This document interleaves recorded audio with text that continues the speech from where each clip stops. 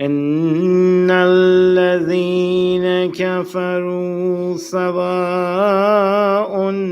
عليهم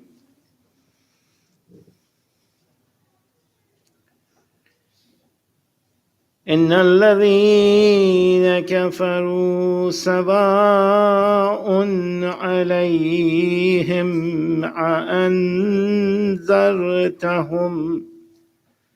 أم لم تنذرهم لا يؤمنون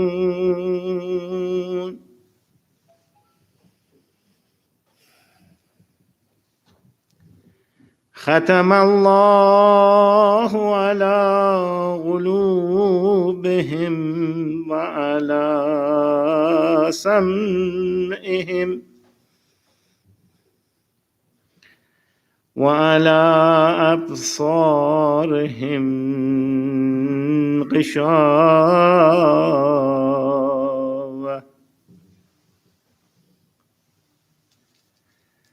ولهم عذاب عظيم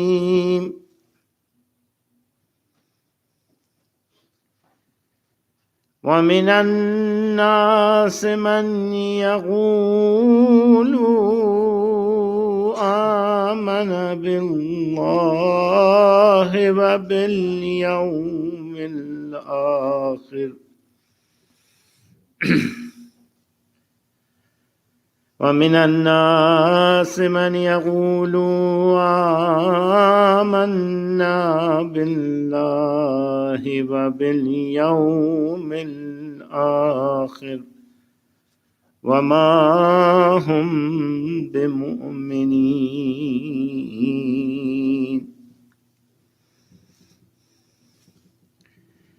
يخادعون الله والذين آمنوا وما يخدعون إلا أنفسهم وما يشعرون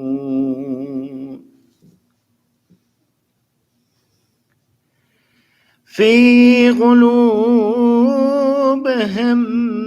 مرض فزادهم الله مرضا ولهم عذاب عليم بما كانوا يكذبون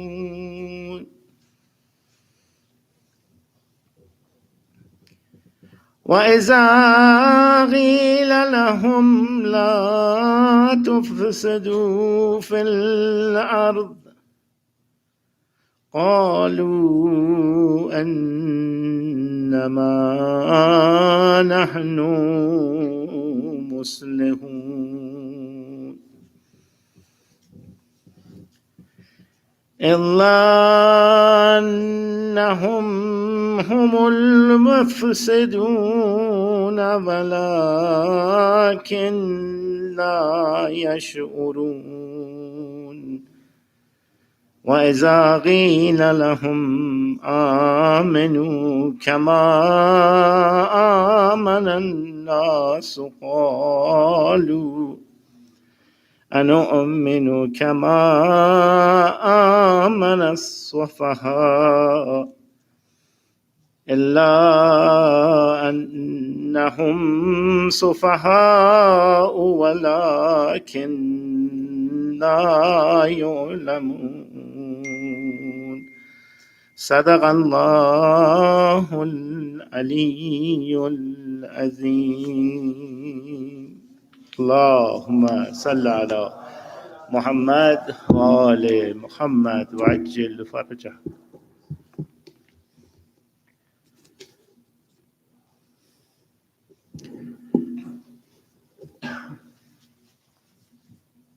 بسم الله الرحمن الرحيم الحمد لله رب العالمين والسلام على المرسلين اللهم كل وليك الحجة ابن الحسن صلواتك عليه وعلى آبائه في هذه الصحابة في كل الصحابة ليا وحافظا وقادا وناصرا ودليلا وعينا حتى تسكنه أرضك توعا وتمتعه فيها طويلا برحمتك يا أرحم الراحمين.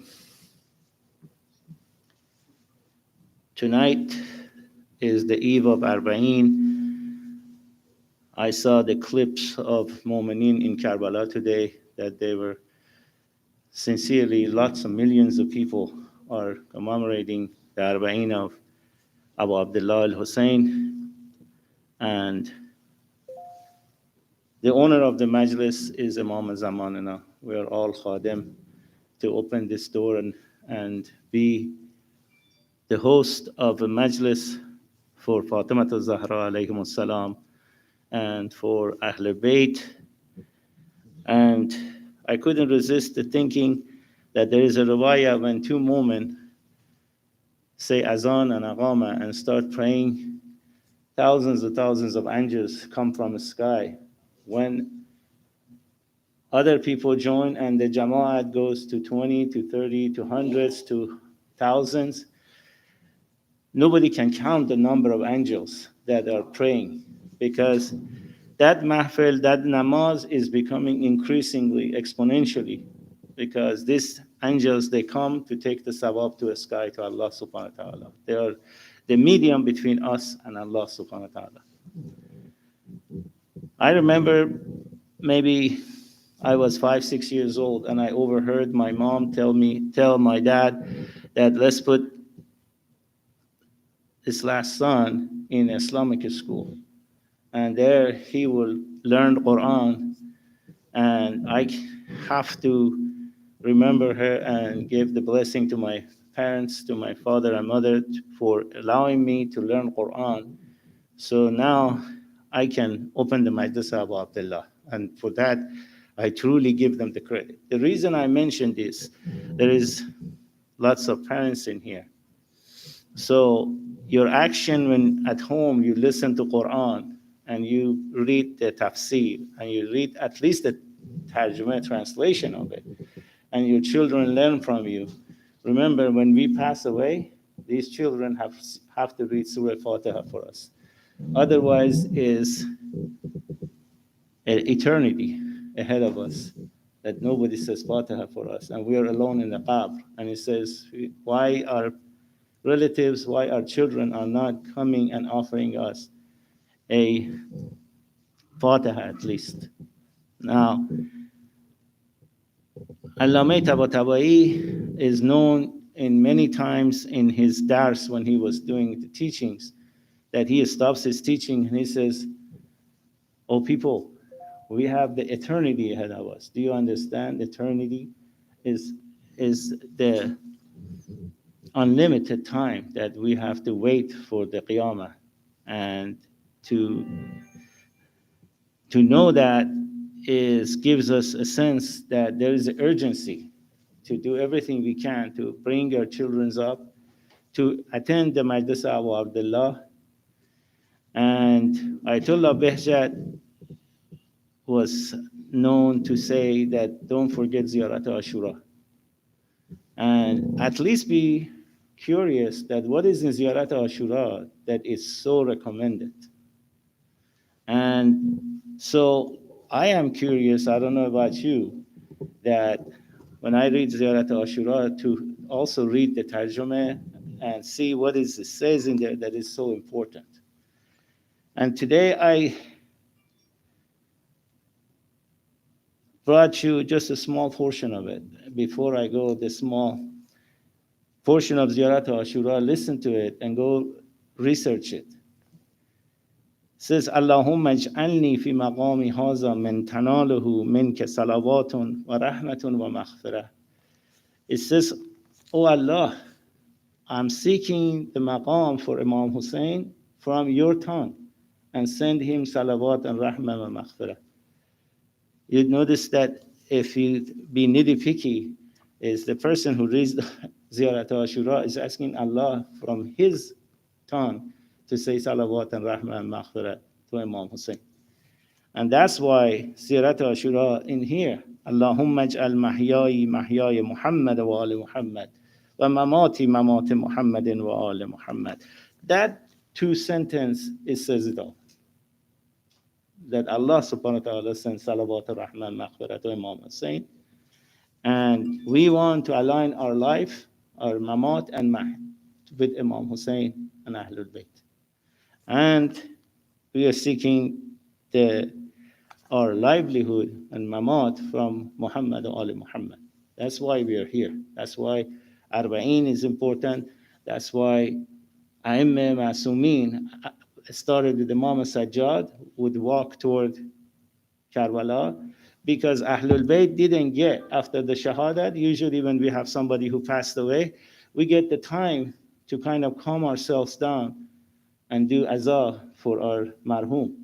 But Ahlul Bayt didn't get that chance. Ahlul Bayt immediately were asir, and they were driven away from Karbala in a hurry to Kufa.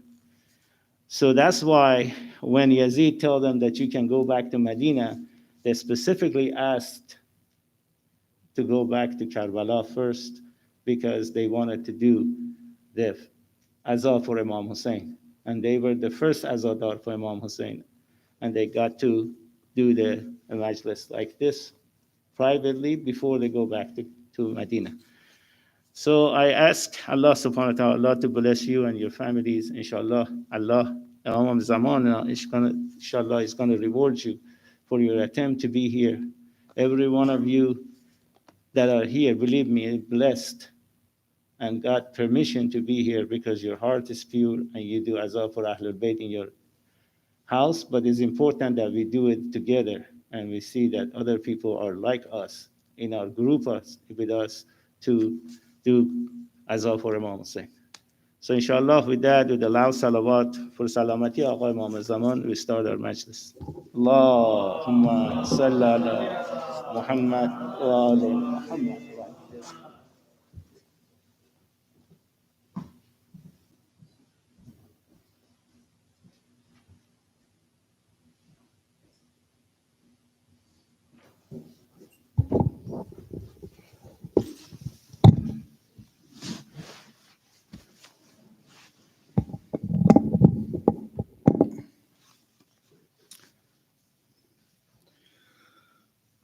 Recite a loud salawat.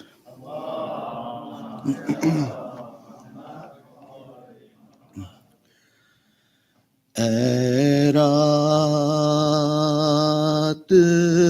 न ढलना के उजड़ जाएगी ज़ैना, ऐ रात न ढलना के उजड़ जाएगी ज़ैना, भाई से दमे सुबह बिछड़ जाएगी ज़ैना, ऐ रात न ढलना के उजड़ जाएगी ज़ैना, सोने दे सकीना को कि फिर सो ना सकेगी, रोना भी जो चाहेगी तो फिर रो ना सकेगी, असगर से मुलाकात तो फिर हो ना सकेगी, ऐ रात न ढलना के اجڑ جائے گی زینب، گھبرائے ہوئے لال ہیں، سہمی ہوئی مائیں، جی بھر کے میں دے لوں علی اکبر کو دعائیں، لینا ہے ابھی اونو محمد کی بلائیں، اے رات نہ ڈھلنا کہ اجڑ جائے گی زینب،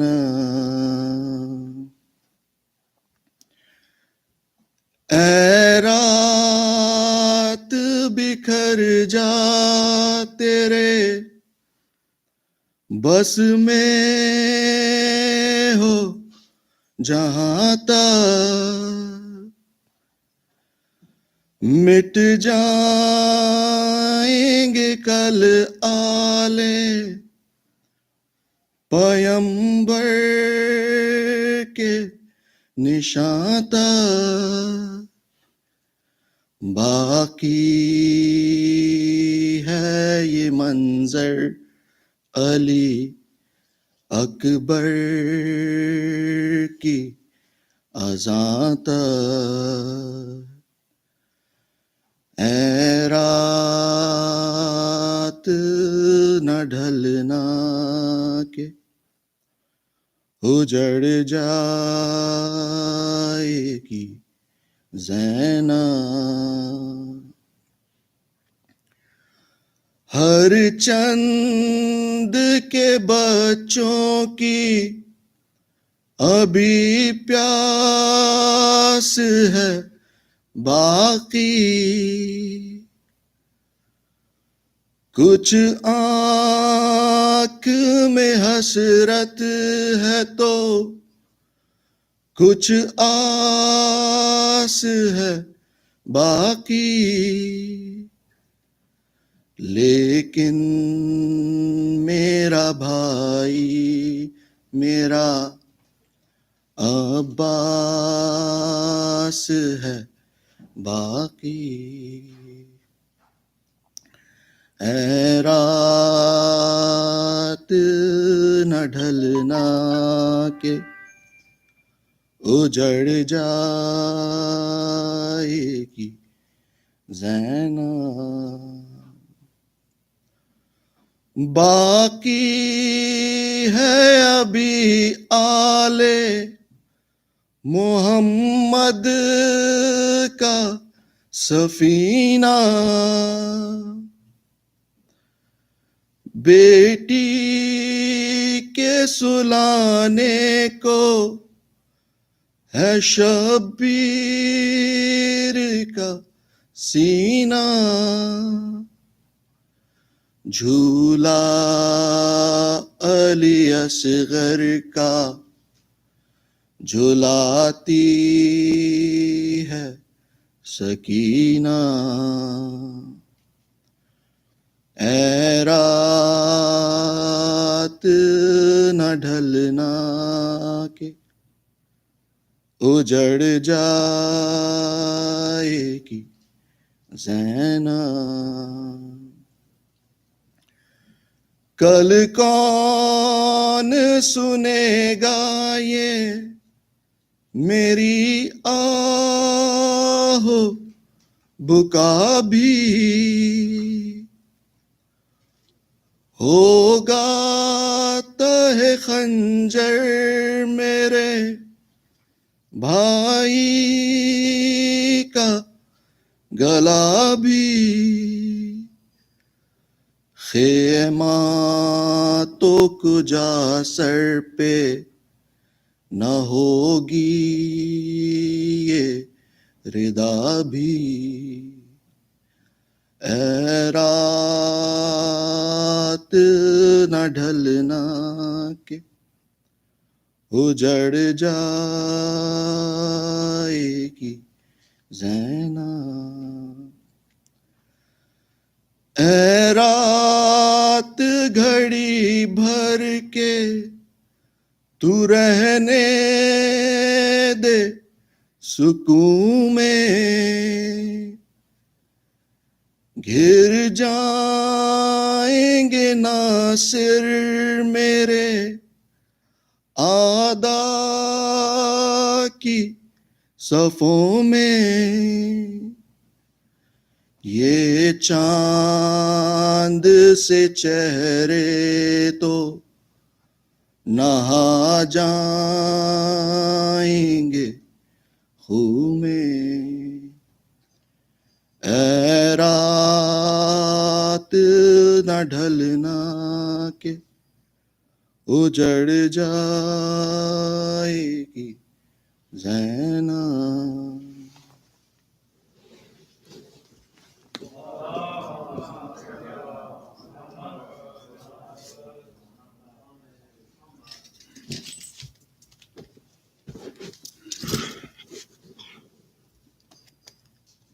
صلوات۔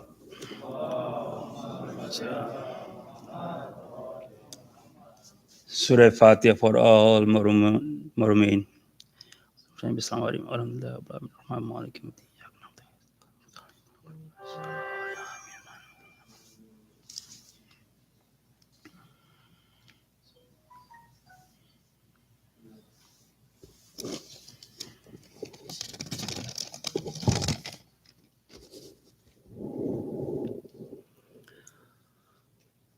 افسوس نبی زادیوں کا،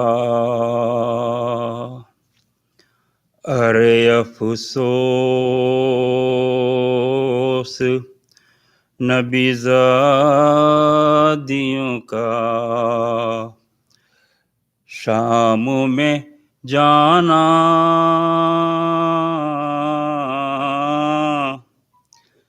سجاد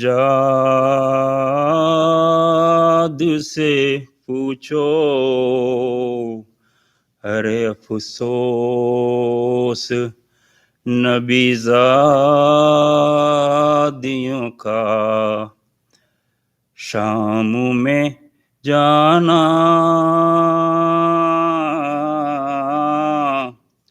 سجاد سے پوچھو،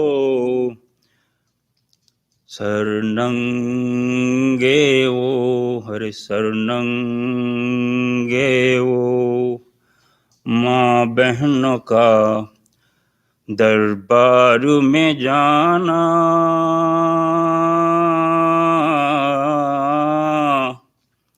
سجاد سے پوچھو، ارے سر ننگے وہ،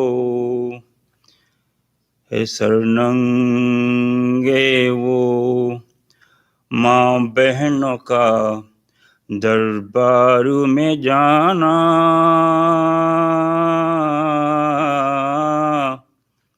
سجاد سے پوچھو، ارے چھپتی تھی نبی زادی کے پیچھے، ارے چھپتی تھی نبی زادی کے پیچھے، کس شرم و حیا سے، اور شمر کا ان بیویوں کے نام بتانا سجاد سے پوچھو، اور شمر کا ان بیویوں کے نام بتانا، سجاد سے پوچھو۔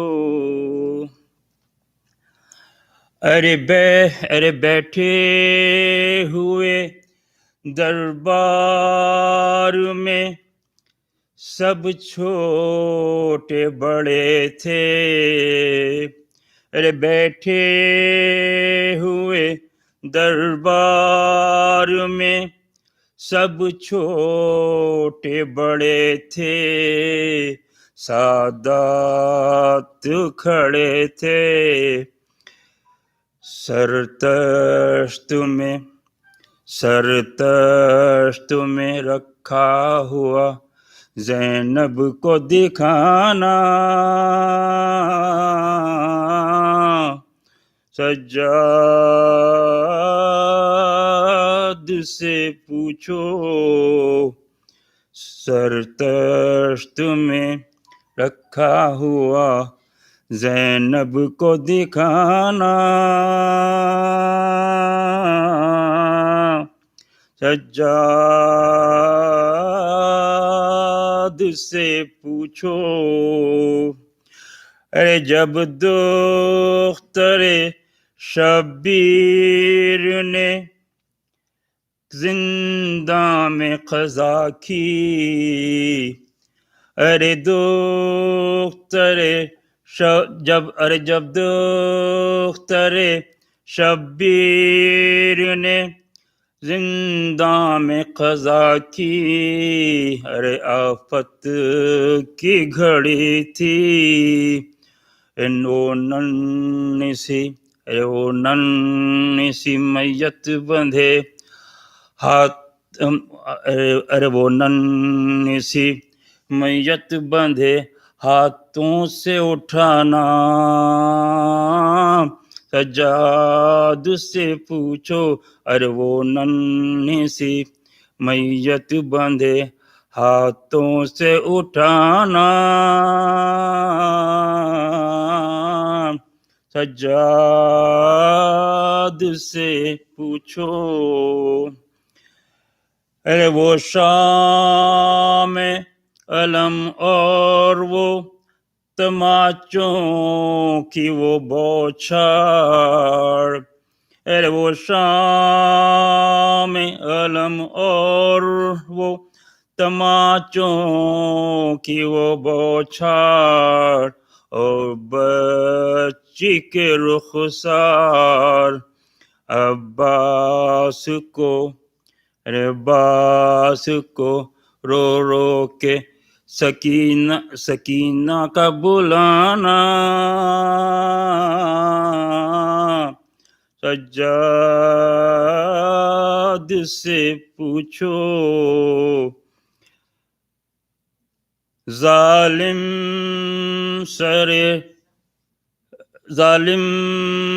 لب سرور پہ چھڑی مار رہا تھا، اے ظالم لب سرور پہ چھڑی مار رہا تھا، وہ وقت عجب تھا، اس وقت پھوپھی بہنوں سے اشکوں کو چھپانا، سجاد سے پوچھو۔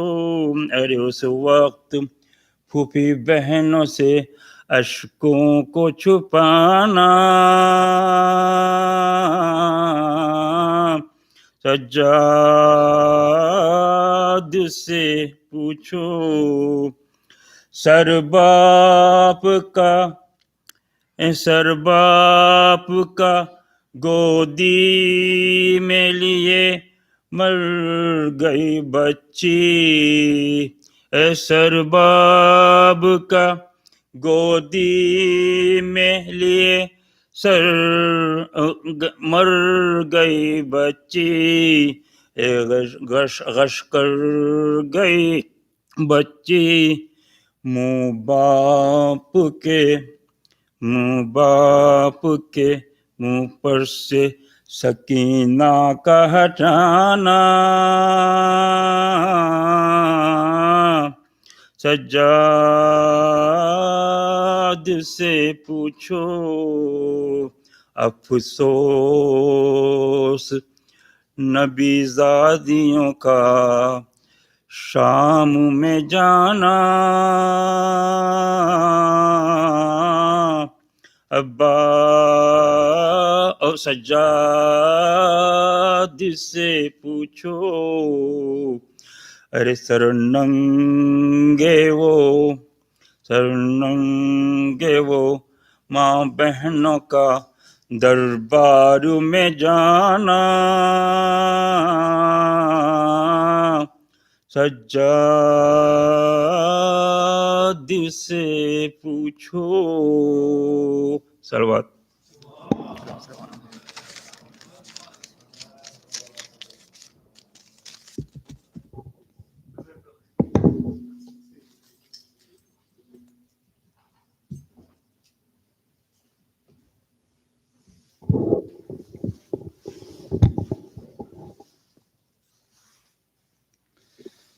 شادی روح سالار شهیدان زینب کبرا صلوات.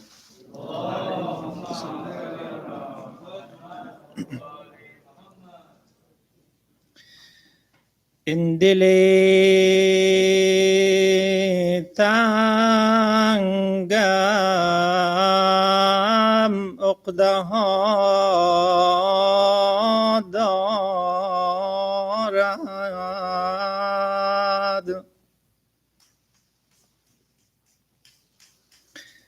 این دل تنگم عقده ها دارد گویا میلی کربلا دارد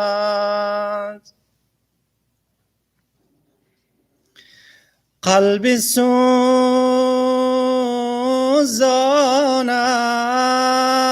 ناله ها دارد چشم گریانم اشک ها دارد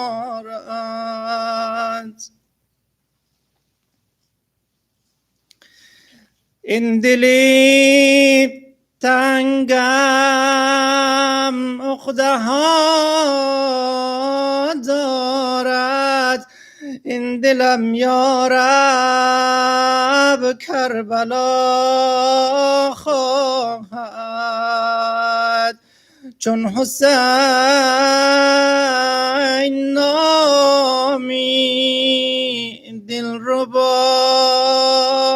دارد قلب من سوزد بر شهیدی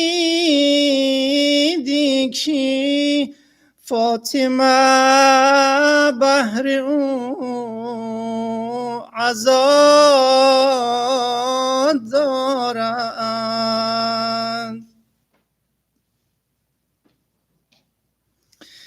می رود بوسد آن مزاری کی تربتی پاک جان فضا دارد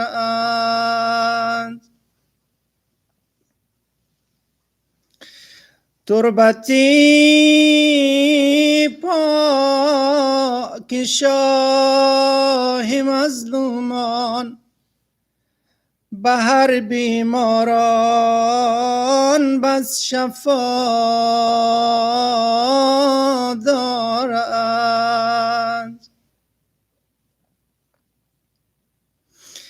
پرزند این دل در هوای او که شهیدانی با وفا دارند. بر ابوالفضلش دیده می گرید که دو دست هستن او جدا دارد.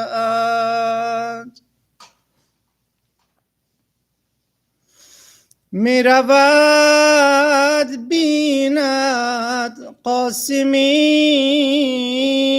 ناشاد دسته را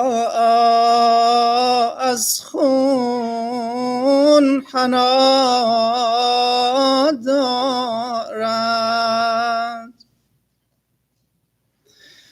بر علی اصغر این دلم سوزد که از دمی پیکان ناله ها دارد. می رود بیند تا علی اکبر پیکری پرخون از جفا دارد. بر حسن و حسین هر دو برادر صلوات.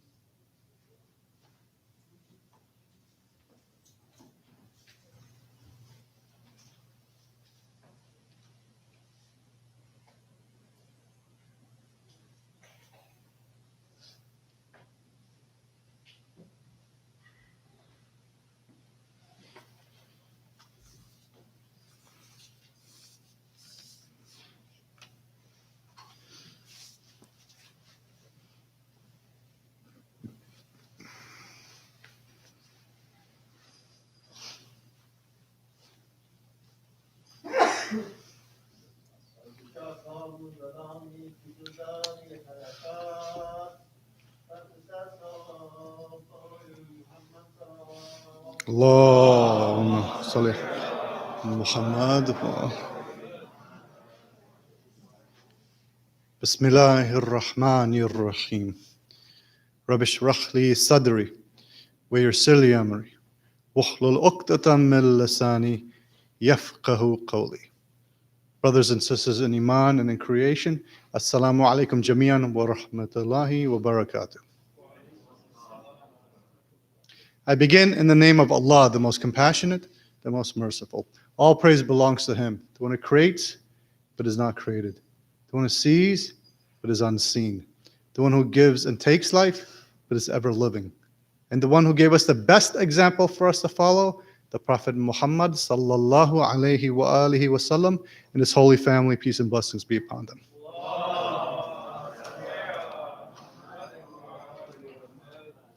Before I continue with my speech, I want to just take this moment to thank the organizers. Tonight is the last of this series of lectures. I'd like to thank the trustees, the community for inviting me out to speak.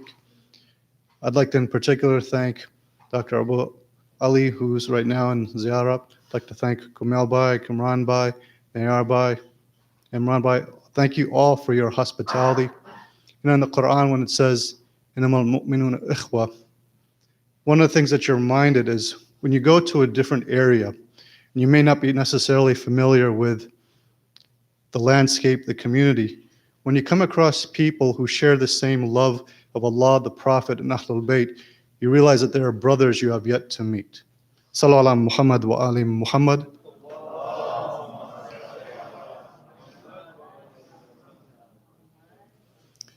So I want to share a brief excerpt of a verse of the Quran. Bismillahir Rahmanir Rahim. وَكَذَلِكَ جَعَلْنَاكُمْ أُمَّةً وَسَطًا. Sadaqallahu al-Aliyyil Azim. I intentionally did not read the whole verse. I wanted to highlight a particular section of this verse. The translation is, and we have made you a nation of moderation. Allama Tabatabai, who was one of our greatest scholars in recent times as it pertained to the different sciences, he has the commentary of the Quran, Tafsir al-Mizan, and he was also known for his philosophical works. He talks a little bit about the issue of moderation. And he says, human beings have both a combination of body and soul. And it's appropriate that we not ignore one for the other. Now, what do we take from this? Sometimes we have people who, for example, live completely only for this world and ignore the hereafter. So, for example, they're living it up. They may be successful in their financial and business endeavors, but they forget about the akhirah. And so it's analogous to the times that we may have been in college, when you have different exams, quizzes, and a final exam. Imagine for a second somebody studying intently and carefully for a quiz, which maybe counts for like 10% of your grade, but totally ignores the final exam. You would think such a student was foolish. Similarly, often there are many of us who live without having any regard for the akhirah. On the flip side, there are people who ignore the dunya and think, well, I'm just concerned mostly about the akhirah. But Allah subhanahu wa ta'ala is not asking us to ignore the dunya. We have legitimate needs, wishes, and desires. The point to just keep in mind is that these wishes, needs, and desires that we want fulfilled are subservient to whatever Allah subhanahu wa ta'ala has asked us to fulfill in terms of the boundaries of what is forbidden and what is mandatory. So, for example, let's say we want to earn a living. Earning money is a good thing, provided we do it with halal and ethical means. So, for example, you engage in good trade, a business, but you don't cheat other people. Or you don't engage in a business that involves something that's forbidden. So these are just some of the principles to keep in mind. Whenever we recite, many times in qunut, there are different dua that you can recite in qunut, but one that's very common is we say, Rabbana atina fi dunya hasana wa fil akhirati hasana. We're asking Allah subhanahu wa ta'ala to give us good from this world and the next world. So we're not simply asking, oh Allah, give me all the great things in akhirah. No, we also desire the good things in this world, provided it doesn't lead us to anything that's forbidden. Imam Sadiq alayhi salam said, Sallallahu Muhammad Muhammad, to divide our time into different portions. So one portion of your time is divided into the mandatory obligations you have, like prayer and whatever other obligations Allah subhanahu wa ta'ala has placed on us. Another part of your day would be divided into your work, legitimate earnings. And the other part is divided into optional recreational leisure. That is, of course, permitted. And so, see, these are some of the principles we want to keep in mind. So tonight, I want to talk about the polar opposite of moderation, which is extremism. Because if we really want to be a nation that goes towards the path of moderation, we obviously have to be away from extremism. Throughout history, we have seen that extremist groups have existed. As Muslims, and particularly as Shia, we're familiar with the Khawarij, who are very extreme. These are individuals who prayed constantly, but they were violent, and they had a very fanatical ideology that, for example, if somebody committed a sin, regardless of the sin, they were thrown out of Islam. And these same people ignored who Imam Ali was. Yet if you were to just look at things superficially, you would be like, MashaAllah, look at these guys, they pray so much. They even have the marks on their forehead of praying. So again, this is a lesson not to be deceived by appearances as well. Unfortunately, we live in a time where extremism still exists. You look at the Khawarij of today, the ISIS, the Taliban, and related kind of extremist groups. And so we have to be on guard against falling to the trap of extremism. And it's not just the Muslim world that has to worry about extremism. We see extremism, for example, in the Christian community with certain right-wing evangelicals, where many times they preach Islamophobia and they preach hatred of those who don't follow Christianity the way they follow it. And many times there's a contradiction in the way they follow Christianity. Where, for example, they support movements like the State of Israel in the hopes that Jesus Christ, Isa, will come back, but at the same time, they ignore the rights of Palestinians, many of whom are Christian as well. So there you see a type of extremism. One time, I happened to go to I was visiting a prominent church, where so the speakers are known nationwide. I just wanted to see how things were. And sometimes I'd had the opportunity to listen to the sermons of one of these individuals, and I thought, oh, these are, a person can take benefit from some of these sermons. So I went into the bookstore, and I was looking around, and I saw different books. I'm like, okay, you have different books on Christianity. But there was one book that caught my attention. This book was by an Arab Christian by the name of Michael Yusuf. And in this book, he talked about how the belief we have in Imam Mahdi is in reality the Antichrist. Now, this is very scary for several reasons. This fuels Islamophobia and Shiaphobia. And so, the vast majority of Christians don't have this kind of belief. But we have to be on guard against extremism of all shapes and sizes. Sallallahu Muhammad wa ali Muhammad.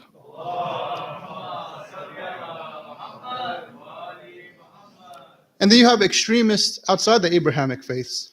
You have extremists, for example, in India, unfortunately with the rise of the Modi movement.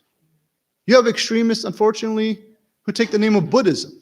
Now, most people would never imagine, if you were to ask somebody 20, 30 years ago, oh, there's Buddhist extremists, they would laugh at you. Because most people, when they think of Buddhists, they think of people who are just very peaceful, who just meditate. But unfortunately, we all saw what happened in Myanmar with the Rohingyas, who are Muslim and who were persecuted. And unfortunately, many of those leading the charge of Islamophobia were Buddhist monks. But this is not a representation of Buddhism. This is just an extremist element that we have to be on guard against. And of course, we see neo-atheism. And with neo-atheism, there's this over-reliance on science, so that everything else is dismissed and ridiculed. And you have the likes of Dawkins, Hitchens, who are the leaders of these movements. And so they disregard anything metaphysical, philosophical, religion. And so science is everything. Of course, science is very important. Nobody here is denying the importance of science. But they take it to a very extreme level. And so I'm just sharing these different examples about how, unfortunately, even today, we have to be on guard against extremism. Now, I want to get a little bit into what do we mean by extremism. So sometimes we can understand it by examples, but let's go into a little bit more detail after you give me a salawat.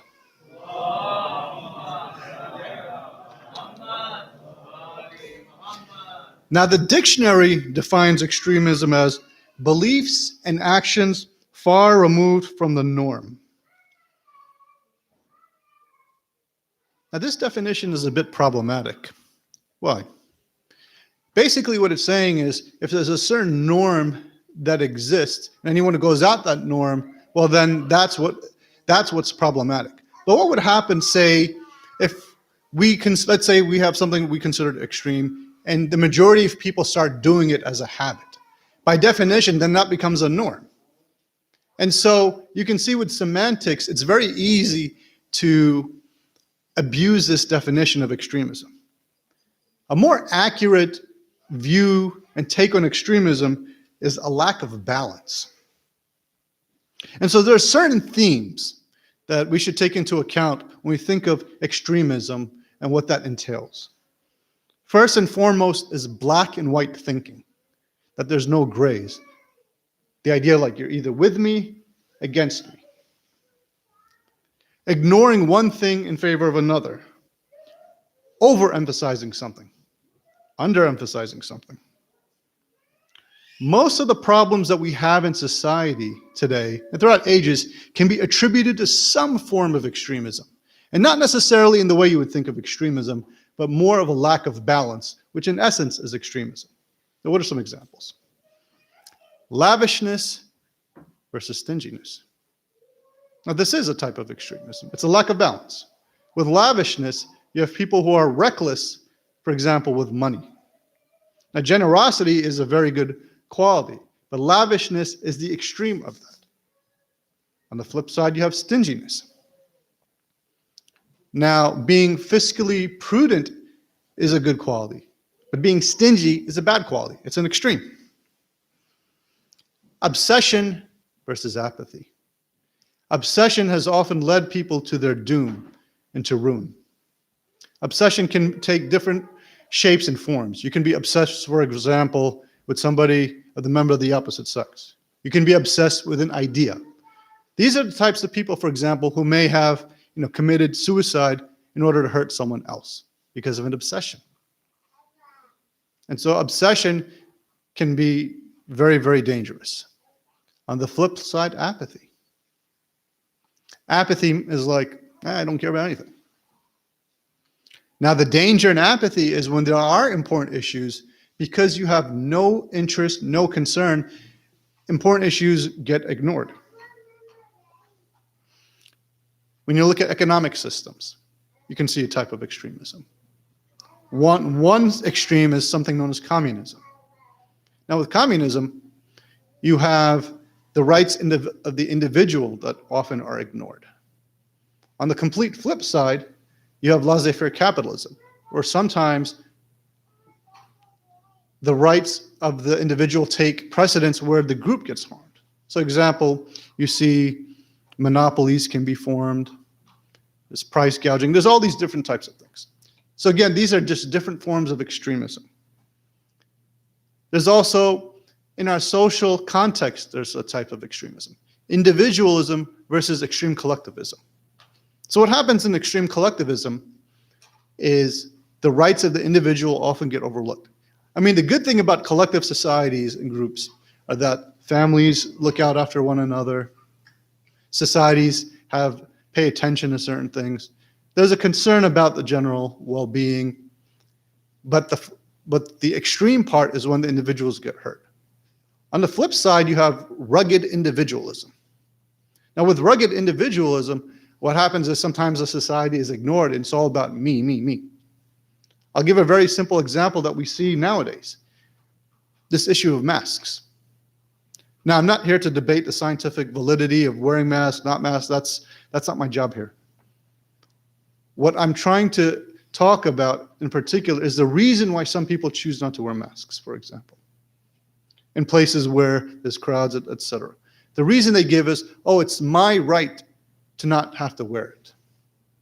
But unfortunately, because they're mostly concerned about the individual rights, they're ignoring the societal rights and the harm that they're causing by diseases spreading, etc., and that this is the reason they give. Now, if it was simply a matter of, okay, well, scientifically, I have research and I don't think it's effective, that's one thing. But no, they're arguing mostly on an individual right basis that, hey, I don't need to do this because it's all about me.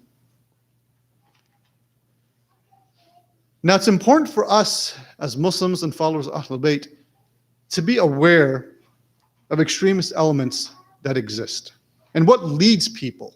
I mean, as Shias have unfortunately been the victim of extremism in many countries, unfortunately happening now as well. We look to, for example, a lot of the source of extremism comes from Wahhabism in Saudi Arabia. And even here in society, in the Western society, for example, some little things have permeated.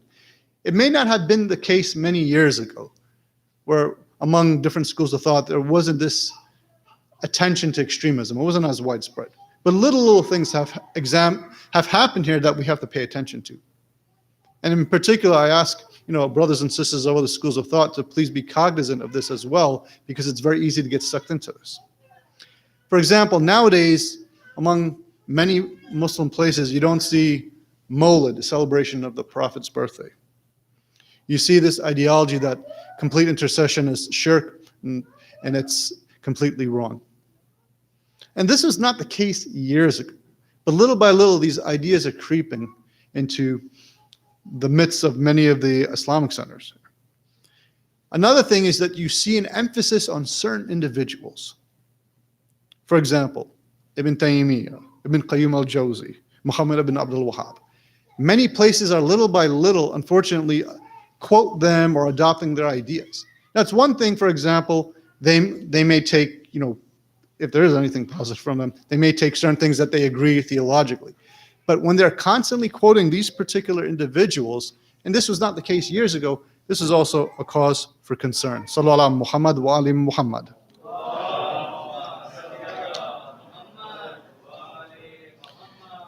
Now, how do students in the university setting or people who've converted, how do they get sucked into this? And there's a couple of things. And again, we need to pay attention to how this happens so that we are ourselves on guard against this, and then we can also warn others about this. And many times in university settings and many of the communities at large, there are certain large institutes that are very good at marketing. They make things very simple. They're very good with media. And so they attract unsuspecting individuals. And often there's a vacuum. There's a lack of alternatives. And so when people see this, it's very easy for them to go in that direction. And this is from a more macro perspective. But if we look at more an individual perspective, what leads sometimes students or those sometimes who are new to Islam to embrace some of this? It's easy to get deceived by external appearances. So let's think about that for a second. Let's say I come from a family, maybe they weren't practicing. If I was born into a Muslim family, and I go to the masjid or I go to the university, and mashallah, I see somebody with a 20-foot beard. I see a woman wearing niqab. I see somebody who recites the Quran flawlessly, has so much of the Quran and hadith memorized, flawless Arabic pronunciation. I'm like, mashallah. And then I get deceived. And so this is what happens when people rely solely on external appearances. And unfortunately, this can also happen in the Shia community if we're not careful. There's this Parrot Syndrome. That's one thing to have understood knowledge. It's another thing to just repeat facts. A parrot can do that. It's a Parrot Syndrome. Many times, another thing that's prominent in these communities is a type of black and white thinking, like a copy and paste. Like you take Microsoft Word, you just copy and paste. Unfortunately, this happens with text. We see this with the Quran, we see this with hadith. And a lot of times extremists take advantage of this. So you have like a naql, which refers to text, versus aql. So instead of people relying on their aql primarily, you have naql. So we have, unfortunately, there's knuckleheads that you have to be careful about. Sallallahu Muhammad wa ali Muhammad.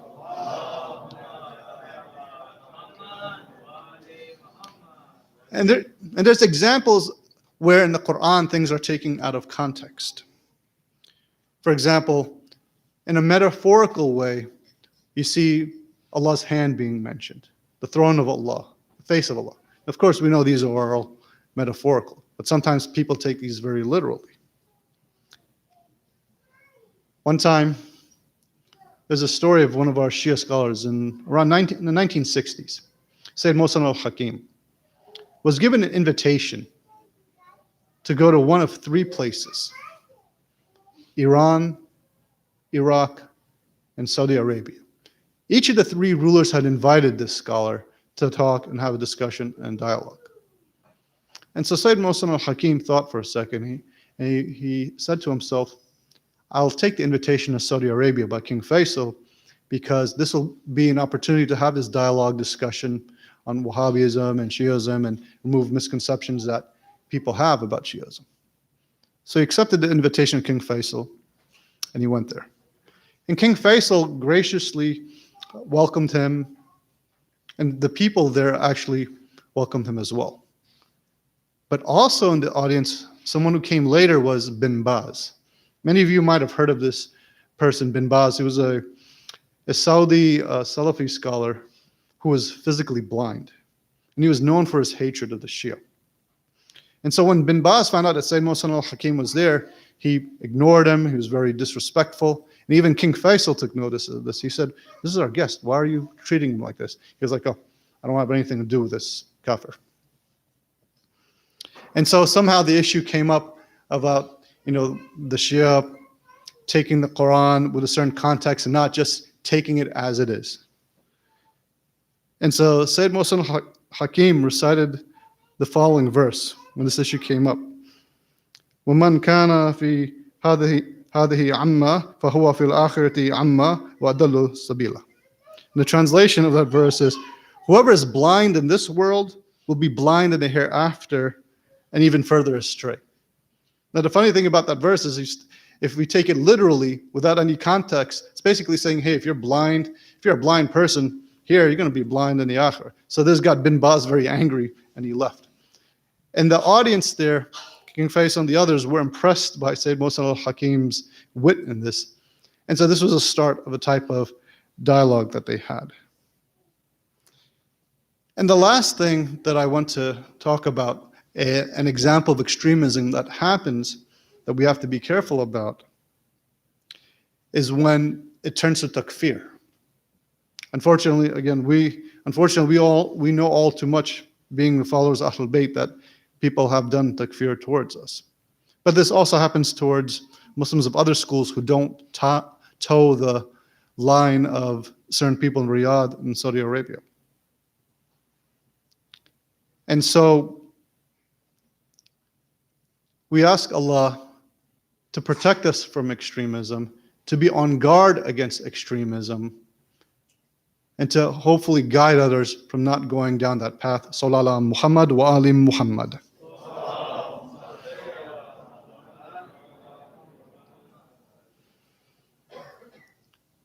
We were talking about extremism and how extremism manifests itself in different ways. And these few nights, how we've gathered in remembrance of Abu Abdullah al-Hussein, we can never forget the crime of the extremist Yazid. Now, Yazid was not an extremist in the sense that the way the Khawarij were. His extremism was just love of this dunya and love of power. And because of his love of power and of this dunya, he murdered Imam Hussein and several companions in the family of Imam Hussein. And the family was forced to go from place to place. They were initially forced to go to Kufa, where Ibn Ziyad tried to humiliate them. And then from there, they went to Damascus, and this is where Yazid tried to humiliate them. Yazid started abusing the head of Imam Hussein. And an elderly companion of the Prophet, who happened to be there, said, "Woe to you, Yazid." The Prophet kissed those very lips that are being hit and said he was one of the leaders of the youth of paradise. And this is what you do? So Yazid got rid of this person. Then Yazid said some very disgusting poetry. Some of the lines I will repeat in the translations. "We killed their heads and chiefs and took revenge for Badr. Bani Hashim played with the kingdom. Neither was there divine news nor revelation that came to them." And so Sayyidah Zainab started to address Yazid. "What can one expect from the son of the liver eater, and whose flesh has emerged by consuming the blood of the martyrs? You call out to your forefathers and you summon them. Very soon you too shall face their judgment. And then you will wish you were paralyzed and were dumb so as not to have uttered these words, nor would you have possessed this character." And then she recited this verse of the Quran, "And reckon not those who were slain in the way of Allah as dead. Rather they are alive with the Lord with sustenance. By Allah, you shall never be able to wipe out our remembrance, nor oust our inspiration from the midst, nor will you be able to wipe off the disgrace of this incident. Your opinion is wrong, and your days less, while your group is scattered, on the day when the caller will announce, verily the curse of Allah is on the unjust." And then Imam Zain al-Abidin alayhi salam spoke. And I want to share some of the lines that he said. "O people, we have been bestowed with 6 qualities and 7 merits by Allah: knowledge, forbearance, munificence, eloquence, valor, and friendship in the hearts of the mu'mineen are present in us. Those who know me, and those who don't know me, I will tell you my lineage until you recognize me. I am the son of Mecca and Mina. I am the son of Zamzam and Safa. I am the son of Muhammad al-Mustafa. I am the son of Ali al-Murtada. I am the son of Fatima Az-Zahra. As Imam Zain al-Abidin was speaking, Yazid was getting more and more upset. And to interrupt everything, he had the muadhin call the adhan.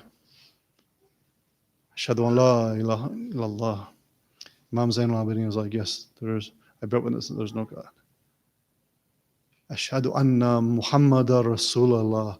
And then he said, stop, muadhin. And then he turned to Yazid and said, Yazid, tell me, Prophet Muhammad, was he your grandfather or was he my grandfather? If you say he was your grandfather, you are a liar. I am the son of Muhammad. Inna lillah wa inna ilayhi raji'un. Assalamu ala al-Husayn wa ala Ali ibn al-Husayn wa ala awlad al-Husayn wa ala ashab al-Husayn. Assalamu alaikum jami'an wa rahmatullahi wa barakatuh. Sallallahu ala Muhammad wa ali Muhammad.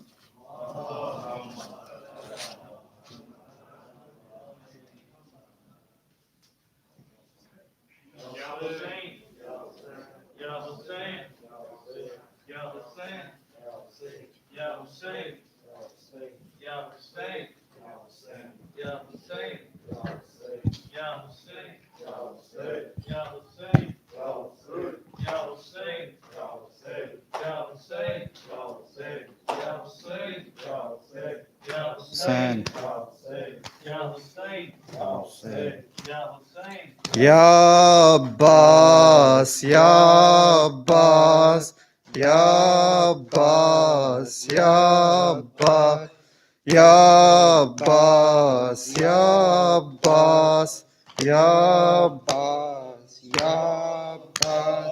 قلب کی قوت یا عباس یا عباس یا عباس آنکھوں کی حسرت یا عباس یا عباس یا عباس ہونٹوں کی زینت یا عباس یا عباس یا عباس ہاتھوں کی طاقت یا عباس یا عباس یا عباس ہاں یہ نماز صبر و وفا ہے ہاں یہ نماز صبر و وفا ہے اس کا مسلح فرش عزا ہے اس کا مسلح فرش عزا ہے اس کی عزا ماتم کی صدا ہے اس کی عزا ماتم کی صدا ہے شام سحر ہر وقت ہماری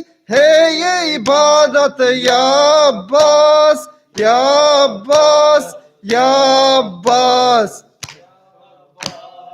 ذکر تیرا صدقہ سکینہ ذکر تیرا صدقہ سکینہ دیتا ہے جینے کا قرینہ دیتا ہے جینے کا قرینہ ہر طوفان کا تو ہی سفینہ ہر طوفان کا تو ہی سفینہ ہم نے پکارا جب بھی پری ہے ہم پر مصیبت یا عباس یا عباس یا عباس یا تو نے سہارا دین کو دیا ہے سہارا دین کو دیا ہے اس کے علم پر نام تیرا ہے یہ علم پر نام تیرا ہے پرچم میں خوشبو وفا ہے پرچم میں خوشبو وفا ہے اب یہ علم اونچا ہی رہے گا تیری بدولت یا عباس یا عباس یا عباس یا عباس یا عباس ذکر یہی ہر دل کا سہارا ذکر یہی ہر دل کے سہارا शाम सहर ना राहे हमारा, शाम सहर राहे हमारा, जाने अली बस नाम तुम्हारा, जाने अली बस नाम है तुम्हारा,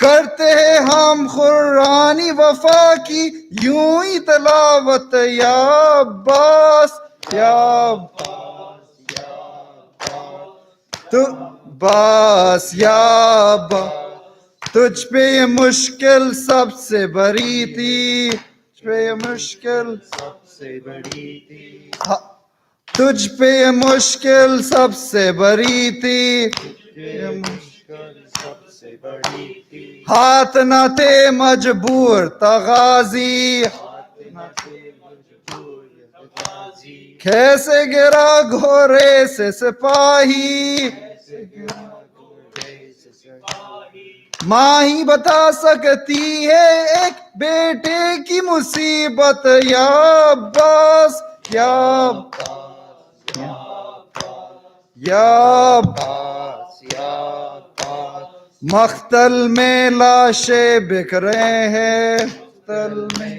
लाशें बिक रहे हैं, तारीखी है सन्नाटे है, तारीखी है सन्नाटे है, बच्चे सहमे देख रहे हैं, बच्चे सहमे देख रहे हैं, तन्हा ज़ैनब कैसे करी अब इनकी हिफाजत, या अब्बास, या अब्बास, या अब्बास, या अब्बास, या हुसैन,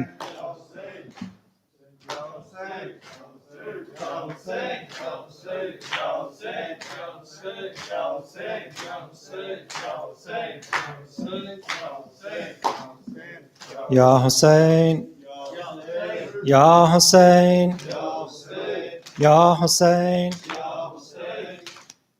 عزیز زهرا حسین مظلوم، عزیز زهرا حسین مظلوم، عزیز زهرا حسین مظلوم، کی پیکرت را به خون کشیده، کی پیکرت را به خون کشیده، عزیز زهرا حسین مظلوم، عزیز زهرا حسین مظلوم، عزیز زهرا حسین مظلوم، کی حنجرت را چنین بریده، کی حنجرت را چنین بریده، عزیز زهرا حسین مظلوم، عزیز زهرا حسین مظلوم، عزیز زهرا زی تیر و نیزه تنی تو سچاک، فتاده جسمت به دامنی خاک، زی کودکانت فغان بر افلاک، از این مصیبت قدم خمیده، شهیدیت شان برادری من، عزیز زهرا حسین مظلوم، عزیز زهرا حسین مظلوم، عزیز زهرا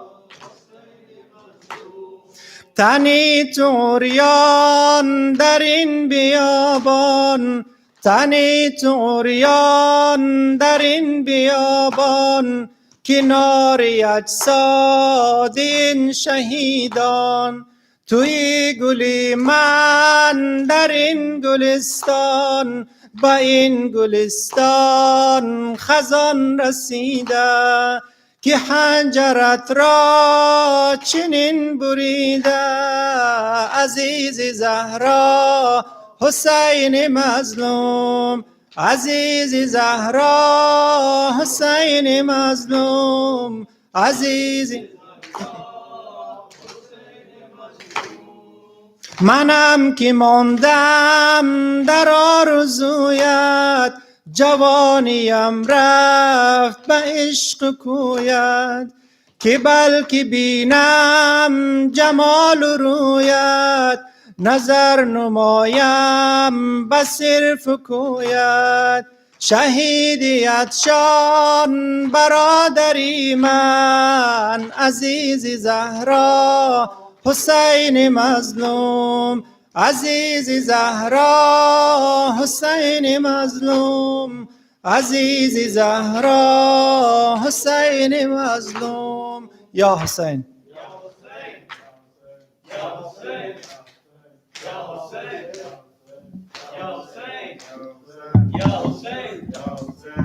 حسین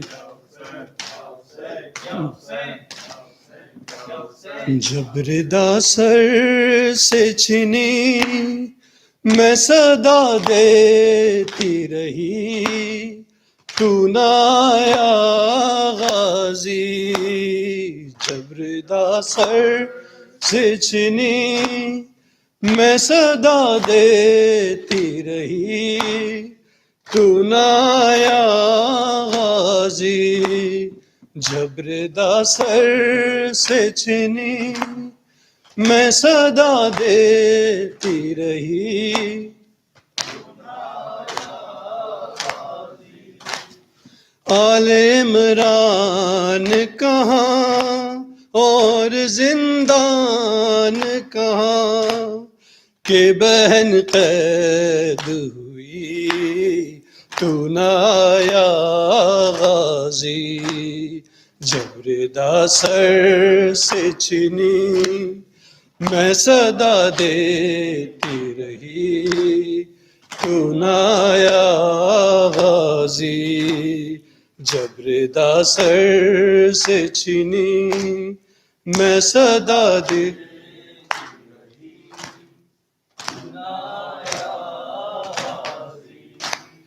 دھوپ میں تو تھا شجر، تجھ سے آباد تھا گھر، ہے برہنا میرا سر، کیا نہیں تجھ کو خبر.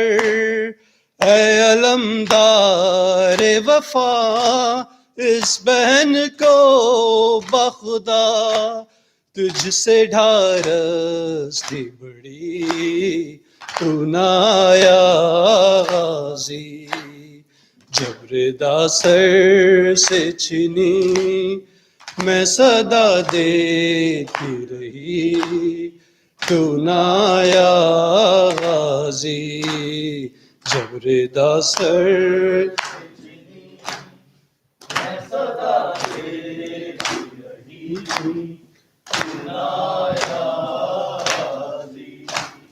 آ گئی شام علم، لٹ گئے اہل حرم، ریت پر جلتی ہوئی ہو گیا ٹھنڈا علم. مجھ سے ملنے کے لیے پرسہ دینے کے لیے آ گئے بابا علی تو نہ آیا غازی. جب ردا سر سے چھنی میں صدا دیتی رہی، تو نہ آیا غازی. جب ردا سر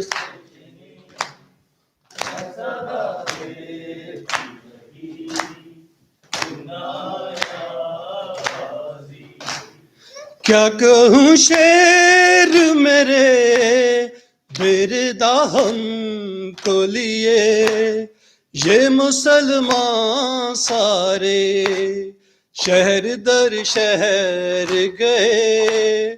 خلقت کوفہ کبھی، خلقت شام کبھی، بارہا ہم پہ ہنسی تو نہ آیا غازی. سر سے چھنی میں صدا دیتی رہی، تو نہ آیا غازی. ردا سر سے چھنی میں صدا دیتی رہی تو نہ آیا غازی وہ عابد بیمار تھا چلنے سے جو لاچار تھا اور شام کا بازار تھا اور شام کا بازار تھا اور مصطفیٰ کی بیٹیاں مولا یا حسن یا حسین مولا یا حسن یا حسین یا حسین یا حسین شام غریب آ گئی شام غریب آ گئی عابد کو غیرت کھا گئی عابد کو غیرت کھا گئی پہلے پہ زینب آ گئی پہلے پہ زینب آ گئی عباس اور اکبر کہاں مولا یا حسن یا حسین مولا یا حسن یا حسین یا حسین یا حسین یا حسین یا حسین یا حسین یا حسین یا حسین Muhammad wa ala Muhammad. Brothers and sisters, please face the Qibla. Inshallah, we read Ziyarat Arba'een, Niyat Padar و Madar, all the Walidain. Inshallah, Niyat that is that we are in Karbala and offering the Ziyarat Arba'een to Imam Hussein and Ahlul Bayt. صلوات على محمد وآل محمد اللهم صل على محمد وآل محمد وعجل فرجه بسم الله الرحمن الرحيم السلام على ولي الله وحبيبه السلام على خليل الله ونجيبه السلام على صفي الله وابن صفيه